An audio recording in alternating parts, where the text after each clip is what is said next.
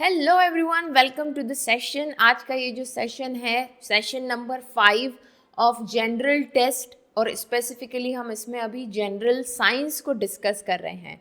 तो आज का ये जो 5th सेशन है जनरल साइंस का फॉर CUET एंड NCET 2025, इसमें हम लोग बात करने वाले हैं वायरल डिसीजेस के बारे में। आप सभी को पता है किसी भी तरह की कॉम्पिटिटिव एग्ज़ाम हो, वहाँ पर वायरल डिसीजेस, उनके कॉजिंग एजेंट और उनके सिम्टम्स से रिलेटेड क्वेश्चन पूछे जाते हैं। तो आज का ये सेशन हमारा इसी पर डेडिकेटेड है, इसलिए आप देख भी पा रहे होंगे वायरस की पिक्चर है और एक ह्यूमन बॉडी है। तो कौन सा वायरस ह्यूमन बॉडी के किस पार्ट को अफेक्ट करता है, इसके बारे में आज हम लोग डिटेल में पढ़ने वाले हैं। तो चलिए स्टार्ट करते हैं। रिक्वेस्ट रहेगी, अगर आप CUET या NCET 2025 की तैयारी कर रहे हैं तो चैनल को ज़रूर सब्सक्राइब कर लें और हमारी व्हाट्सएप एंड टेलीग्राम चैनल से भी ज़रूर जुड़े। वहाँ पर हम लोग डेली MCQs पोस्ट करते रहते हैं, तो that will help you a lot in your preparation. Okay, so चलिए, बहुत सीधा सिंपल सा मैंने यहाँ पर रखा हुआ है। जो भी डिसीज़ है उसका एक तो हमने साइंटिफिक नेम रखा है, कॉमनली उसे क्या कहा जाता है, उसका कॉजिंग एजेंट फिर हम बात करेंगे, कौन से एरिया को वो अफेक्ट करता है, और फिर सिम्टम्स की हम लोग बात करेंगे। ठीक है, तो आप देख पा रहे होंगे सबसे पहला, और ये वायरसेस के लिए है सिर्फ। अभी आज का जो सेशन है वो वायरसेस का है, तो हेडिंग डाल लेना आप अपनी जो नोट्स की कॉपी बना के रखी है उसमें वायरसेस। ठीक है, तो बात करते हैं इन्फ्लुएंजा, है ना, जिसको हम फ्लू भी कहते हैं। ये किसका, इसके कॉजिंग एजेंट क्या है, कौन से virus? Influenza virus A, B और C जो है इन्फ्लुएंजा या फ्लू फैलाता है रेस्पिरेटरी ट्रैक। अब रेस्पिरेटरी ट्रैक क्या है? नोज से ले करके आपके लंग्स तक का जो पार्ट है वो क्या है? आपका रेस्पिरेटरी ट्रैक है, तो उसी पर ये इफेक्ट डालता है। सिम्टम्स क्या है इसके? फीवर, कफ, सोर थ्रोट, गला खराब रहना, मसल एक। ठीक है, मतलब कि आपके मांसपेशियों में दर्द रहना, ये इसके सिम्टम है। किसके? इन्फ्लुएंजा के, या आप कह लें फ्लू के। ठीक है, नेक्स्ट देखते हैं। नेक्स्ट इज कोविड-19। इसके बारे में तो सभी लोग जानते ही हैं, है ना। आप लोगों के तो मेरे ख्याल से 8th 7th 8th आपने कोविड-19 के दौरान दिया होगा। सो कोविड-19 कोरोना वायरस डिसीज़ 2019 के नाम से भी इसे जाना जाता है। इसका कॉजिंग एजेंट है SARS-CoV-2। अब इसका फुल फॉर्म क्या है, ये आपके लिए एक एडिशनल टास्क है। हालांकि सेशन के लास्ट में मैंने बताया है कि SARS-CoV-2 का फुल फॉर्म क्या है। तो अगर आपको पता है कमेंट बॉक्स में लिख करके बताइए, अदरवाइज सेशन के लास्ट में हम लोग इसे डिस्कस करने वाले हैं। कहाँ पर ये इफेक्ट डालता है? Lungs and respiratory system. तो मेजर इफेक्ट इसका लंग्स पर देखने को मिला था। इसके अलावा रेस्पिरेटरी सिस्टम के जो अदर पार्ट है उस पर भी इसका इफेक्ट रहता है। रेस्पिरेटरी सिस्टम आप समझ रहे होंगे, नोज से ले करके नोज, नेजल ट्रैक, है ना, और लंग्स, पूरा ये रेस्पिरेटरी सिस्टम होता है। ठीक है, क्या सिम्टम्स है? Fever, cough, loss of taste and smell, difficulty in breathing, ये इसके सिम्टम। ओके, नेक्स्ट इज, देखिए यहाँ पर हम वही चीज़ें डिस्कस कर रहे हैं जो कि एग्जाम पॉइंट ऑफ व्यू से इम्पॉर्टेंट है। वैसे तो बहुत सारी वायरल डिसीजेज हैं, राइट, बट जो कॉमनली पूछी जाती है उसी के बारे में हम लोग बात कर रहे हैं।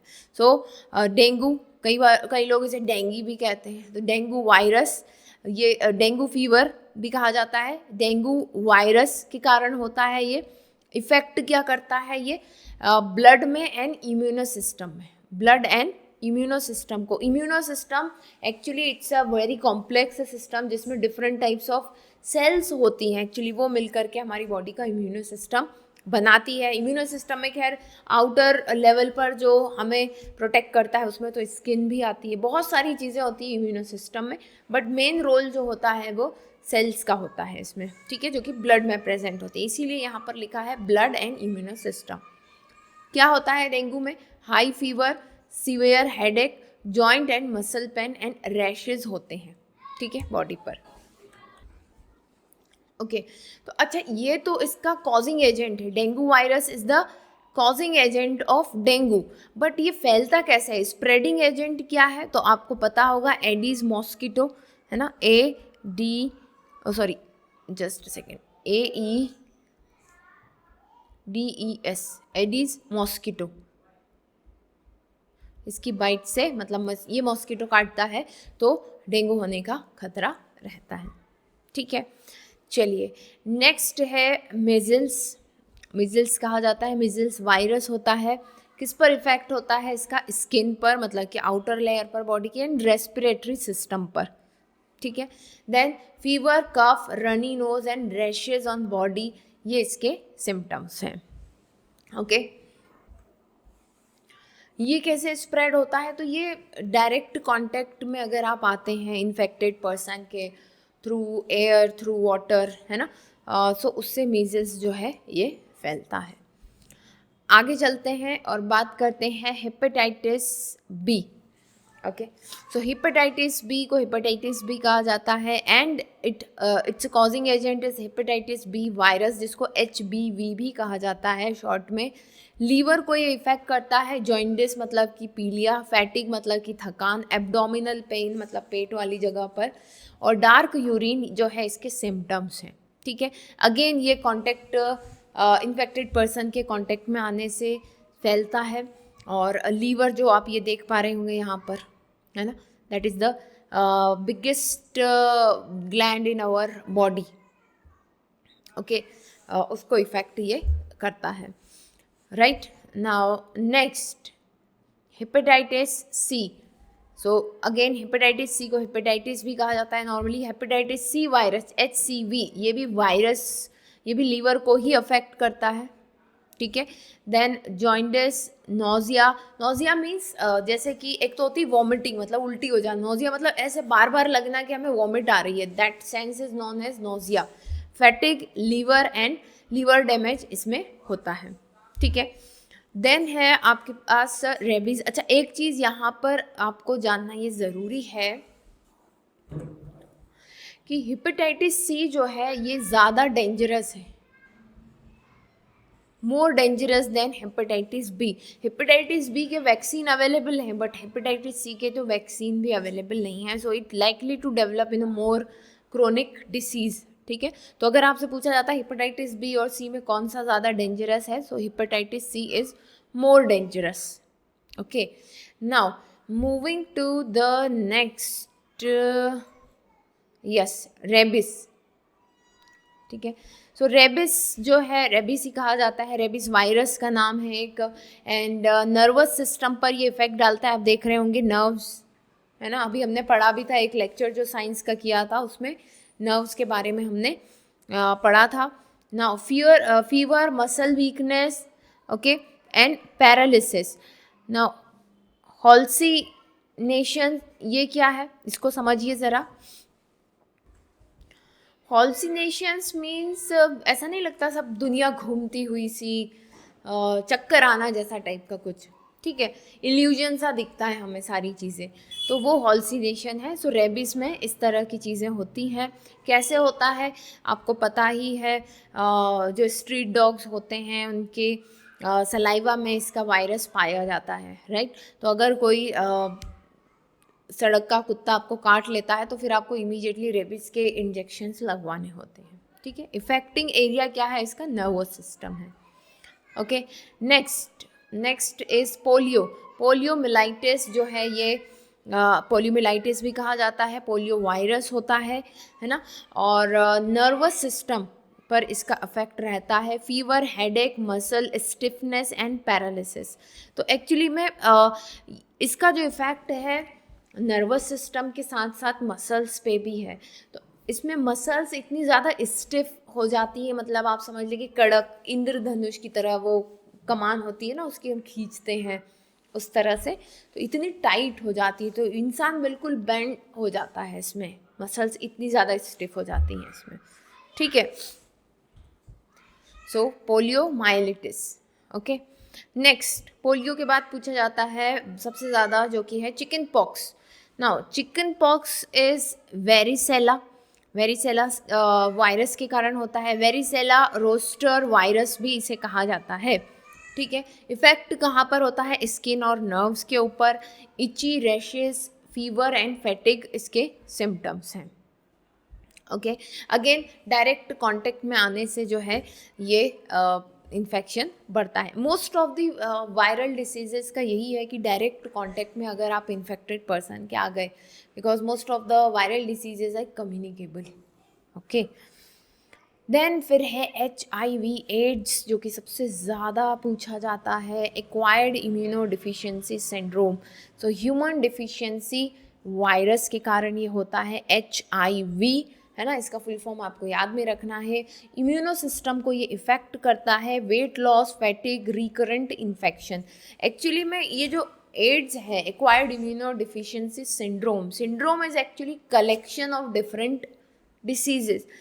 तो क्योंकि आपका इम्यूनो सिस्टम इतना कमज़ोर हो जाता है, आप कहें कि एड्स में कोई एक चीज़ होती है, तो ऐसा नहीं होता है। एड्स में क्या होता है कि इम्यूनो सिस्टम अगर बहुत कमज़ोर हो गया है, तो हमारे आसपास इतने वायरस बैक्टीरिया हैं कि हमारा इम्यूनो सिस्टम अगर मजबूत नहीं होगा तो हमें बार बार इन्फेक्शंस होंगे। बस यही रीज़न बनता है एड्स से HIV इन्फेक्टेड लोगों के साथ। क्या होता है इसमें, जल्दी जल्दी आपको इतने इन्फेक्शन हो जाते हैं कि आपकी बॉडी रिकवर ही नहीं कर पाती। क्यों रिकवर कब कर पाएगी, जब आपका इम्यूनो सिस्टम जो है मजबूत होगा। इम्यूनो सिस्टम आपका डाउन कर देता है ये बिल्कुल, जिसके कारण जो है आपको रिकरेंट, आप या कह लें कि जल्दी से आपको अलग अलग इन्फेक्शन होते रहते हैं और आपकी बॉडी टोटल डाउन हो जाती है। Okay, now next is Zika virus infection, जो कि जीका वायरस से होता है। ब्लड और नर्वस सिस्टम और ब्लड वेसल्स में ये इफेक्ट डालता है। Fever, rashes, joint pain and conjunctivitis इसके कह लें आपके सिम्टम्स हैं। ठीक है, इसका जो कॉजिंग एजेंट होता है वो एडीज स्पीशीज का मॉस्किटो होता है ना। इसके अलावा ये आप कह सकते हैं कि सेक्स और प्रेगनेंसी के दौरान भी जो है चाइल्ड को हो सकता है ना। तो प्रेगनेंसी के दौरान भी बच्चे को भी पास हो सकता है और सेक्स के दौरान भी जो है जीका वायरस का इन्फेक्शन ट्रांसफ़र हो सकता है, same as in the AIDS. Okay, now AIDS के साथ भी सेम सिचुएशन थी सेक्सुअली, और from the pregnant women to their child वो ट्रांसफ़र हो सकता है। ओके, नेक्स्ट मम्प्स वायरस के कारण होता है। एंड सलाइवरी ग्लैंड, अब आपको पता होगा कि माउथ में, हमारे मुंह में 3 पेयर ऑफ सलाइवरी ग्लैंड्स होती हैं। बस आप उन्हीं का सूज जाना आप समझ लें, उनका इन्फ्लेमेशन जो है वही है, मम्प्स है। सोलन ग्लैंड्स हो जाती है उसमें, फीवर, हेडेक एंड मसल एक होता है। ये इसके सिम्टम्स हैं। ओके, फैलता कैसे है ये, डायरेक्ट कांटेक्ट में अगर आप आ गए इन्फेक्टेड पर्सन के, तो वो इसका मेन रीज़न है ना, क्योंकि इन्फेक्शियस है disease, so that is mumps. Then smallpox ही कहा जाता है, वेरियोला वायरस के कारण होता है। स्किन और इंटरनल ऑर्गन्स को ये अफेक्ट करता है। High fever, rashes and vomiting, ये स्किन पर जो है आपको रैशेज देखने को मिलेंगे। ठीक है, वॉमिटिंग एंड हाई फीवर इसके सिम्टम्स हैं। Most of the virus diseases जो होती हैं, राइट, ये स्मॉल पॉक्स या चिकन पॉक्स जैसी जो हुई, कहा जाता है कि इनकी कोई पर्टिकुलर दवाई नहीं होती है। टाइम के साथ ही अपने आप जो है इम्यूनिटी, आपको पता ही होगा हमारा immuno system memory cell develop कर लेता है, फाइट करता है, फिर मेमोरी सेल डेवलप कर लेता है और एक बार होकर के ये डिसीजेस चली जाती हैं। बट वो एक बार भी ना हो, उसके लिए हम वैक्सीन्स लगवाते हैं।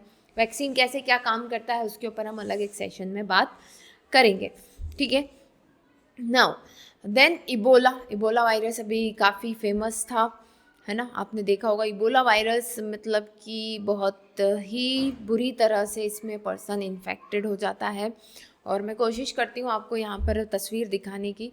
Ebola virus disease Ebola virus से होता है, ब्लड एंड ऑर्गन्स पर ये इफ़ेक्ट डालता है। सीवियर ब्लीडिंग होती है, मतलब आप समझ लीजिए कि शरीर से खून आना स्टार्ट हो जाता है और फीवर एंड वीकनेस बहुत ज़्यादा इसमें हो जाती है।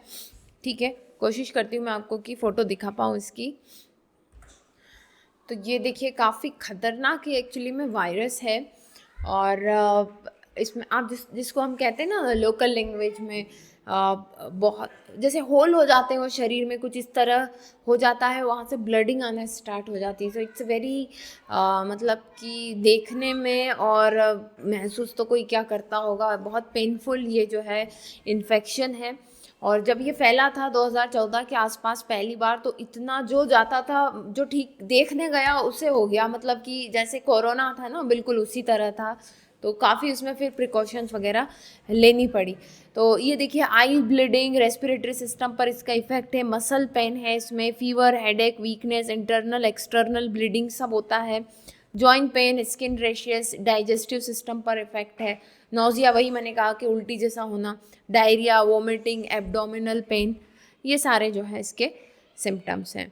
नाउ जस्ट अ सेकेंड, चलते हैं अपने स्लाइड पर। तो ये अबाउट इबोला वायरस, और ये जो है ऐसा इबोला वायरस कुछ इस तरह से दिखता है, लॉन्ग थ्रेड की तरह। ठीक है, चलो भाई आगे चलें। नेक्स्ट है सार्स, जो मैंने कहा था अभी आपको अपने कोविड-19 वाले उसमें, जो सार्स CoV जो था, ठीक है। So severe acute respiratory syndrome, ये इसका नाम है। सार्स अपने आप में एक इन्फेक्शन है। सार्स CoV से ये होता है, रेस्पिरेटरी ट्रैक्ट को ये इफेक्ट करता है। फीवर, कफ और शॉर्टनेस ऑफ ब्रेथ, ऐसा लगता है कि सांस नहीं आ रही, सांस फूल रही है, इस तरह से इसमें महसूस होता है। तो रेस्पिरेटरी ट्रैक्ट मतलब कि नोज से लेकर के लंग्स को ये इफेक्ट करता है। एक चीज़ और आपने देखी होगी, मेजॉरिटी ऑफ वायरसेस जो है वो रेस्पिरेटरी ट्रैक्ट को ही अटैक करते हैं। ठीक है, ठीक है। So severe acute respiratory syndrome and CoV is corona virus.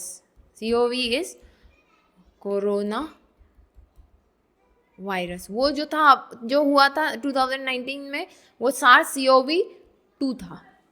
ठीक है, चलिए आगे बढ़ते हैं। और फिर है वेस्ट नील फीवर। वेस्ट नील वायरस इन्फेक्शन के कारण ये होता है।